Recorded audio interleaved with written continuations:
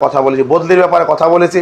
এখন একটা সময় বদলি মানে এনটিআরসি যারা সুপারিশপ্রাপ্ত আর যারা ছিল আপনার ইন্ডেক্সধারী, তারা উভয়ে দুই রকম গ্রুপিং ছিল।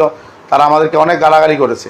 এই জন্য আসলে এটা নিয়ে আমি কথা বলতে চাই না, কিন্তু এখন দুই পক্ষই অনুরোধ করছে যে স্যার এটা যাতে হয় একটু আপনি কথা বলেন।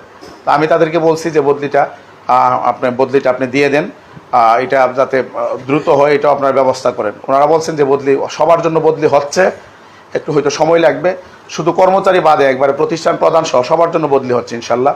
ওনারা এইভাবে আগাচ্ছেন, তো আশা করি ইনশাল্লাহ হয়তো আপনারা বদলি পাবেন। আমরা জোর দিয়েছি যাতে মানে এই জানুয়ারি শিক্ষা বিভাগের সচিব মহোদয়কে পাইনি, ওনারা একটা মিটিংয়ে ছিলেন। আমরা মাধ্যমিক উচ্চ শিক্ষা বিভাগের সচিব মহোদয়কে পাইনি, উনিও একটা মিটিংয়ে ছিলেন সচিবালয়ে, আপনার নির্বাচন কমিশনে। পরে আমি মাদ্রাসা অধিদপ্তরের সদ্য জয়েন করেছেন একজন ডেপুটি সেক্রেটারি ডক্টর মজিদুল আল হক, ওনার সাথে কথা বলি। মাধ্যমিক উচ্চশিক্ষা বিভাগের যে অতিরিক্ত সচিব জনাব মিজানুর রহমান স্যারের সাথে আমরা সাক্ষাৎ করেছি, অনেকক্ষণ কথা বলেছি।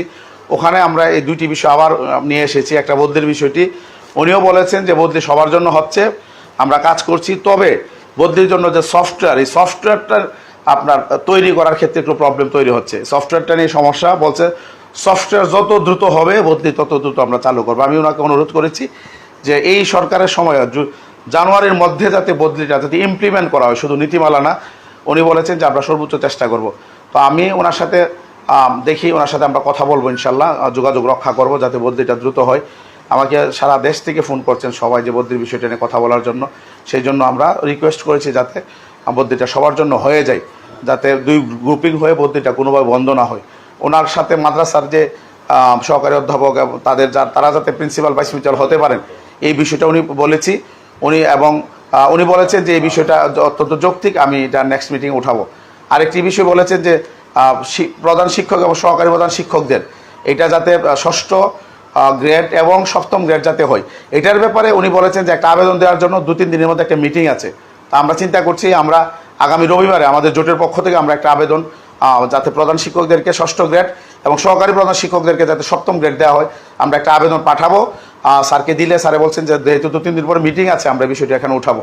আশা করি এটা হয়তো একটা সমাধান হবে। উনি বলেছেন যে আমরা একেবারে প্রথমে ষষ্ঠ যদি না দিই, আমরা এরকম দিলাম যে একজন হেডমাস্টার সে যোগদান করার পরে 5 বছর এক্সপিরিয়েন্স হইলে সে ষষ্ঠ গ্রেডে যাবে।